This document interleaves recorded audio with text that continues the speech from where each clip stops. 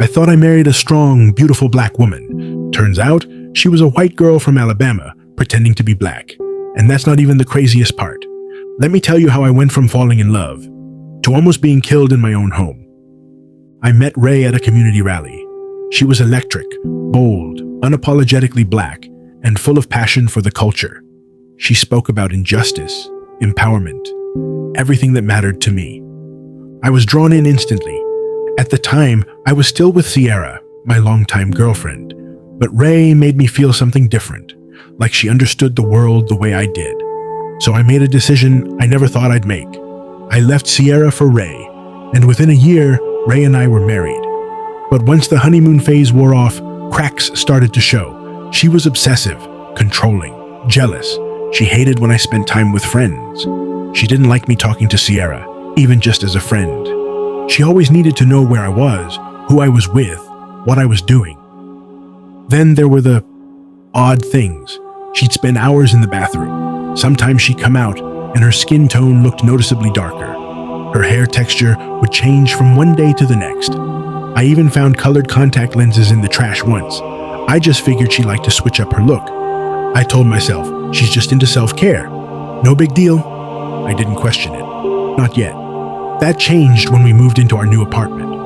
While unpacking Ray's boxes, I found a photo album. Page 1, a little white girl with blonde hair and bright blue eyes, smiling in birthday photos, playing in a yard. The name on the back of the picture?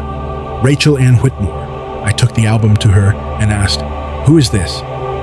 She looked down, then she said it. "That's me." I didn't understand at all. That's when she told me the first story. She said her family was racist, that she had to run away and change everything, her name, her skin, her hair, so she could live free. She said she became Ray because Rachel was dead, and I wanted to believe her. I really did. I thought maybe it was trauma. Maybe she loved black culture so much, she just wanted to be free of the hate she came from. But after that, I started pulling back, and that's when everything unraveled. She noticed my distance and started spiraling. She got more controlling, accused me of cheating. Then, one night, during an argument, she called me the N-word. That's when I knew something was very wrong. I contacted her parents. I had to know the truth, and what they told me chilled me to the bone. She didn't run away from racism. She ran away from a psychiatric evaluation. She had an obsession with black men since she was a teen. Her family tried to get her help, therapy, treatment. But when they suggested she needed real psychiatric care, she vanished. She created Ray, and she's been pretending ever since. I ended it right there, packed my bags and left. I reconnected with Sierra, told her everything, and she just listened. She didn't judge me. She helped me feel normal again. We started seeing each other slowly, carefully. It felt peaceful, safe, until the night Ray came back. Sierra and I were sitting on the couch, watching a movie. We heard the back door creak open. Ray stood there, wild eyes, a knife in her hand. She didn't speak. She just charged. I blocked her the best I could, but she was strong, unhinged. Sierra jumped in, tackled her, wrestled the knife away, and pinned her to the ground. We called the police. They took Ray away, kicking and screaming. She's now in a psychiatric facility, getting the help she should have gotten years ago. And me? I'm still recovering, still trying to understand how I missed the signs.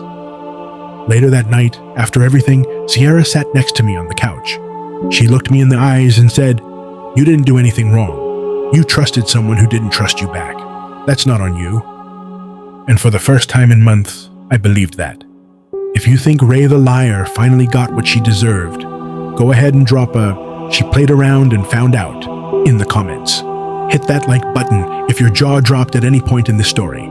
And don't forget to subscribe, because we've got more insane, real-life twists coming at you twice a week. Sometimes truth is stranger than fiction, and a whole lot messier.